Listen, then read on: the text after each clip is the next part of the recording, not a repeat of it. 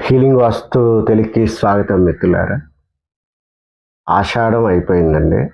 ఇంకా శ్రావణ మాసం మొదలైంది. ఇంకా ఇల్లు కట్టుకోవాలి, చందాలి అనుకునే వాళ్ళు చాలా బిజీగా ఉంటారు.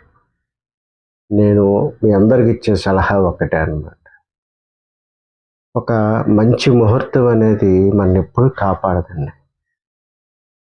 మనం చూస్ చేసుకునేటటువంటి భూమి తత్వము, అది భౌగోళికమైన దిక్కులకి ఎంత క్లోజ్గా ఉంది, ఈశప్రాచికం ఉందా, ఆగ్నేయ ప్రాచికం ఉందా, అందులో కట్టుకునేటటువంటి ఇల్లు మన వాస్తు ప్రకారం ఆలోచించినప్పుడు మన జన్మ నక్షత్రాలకు అనుగుణమైనటువంటి ఆయాది లక్షణాన్ని కట్టినటువంటి ఇల్లు ఉందా, ప్రాపర్ ప్రపోర్షన్స్ ఉన్నాయా, ఇవన్నీ చూసుకొని ఒకటికి రెండు సార్లు భార్య భర్త ఇంకా వేరే కుటుంబ సభ్యులైతే అందరూ కూర్చొని ఒక ప్లాన్, ఒక క్లారిటీకి వచ్చి తర్వాత మాత్రమే ఉన్నటువంటి ఒక మంచి ముహూర్తానికి వెళ్ళండి.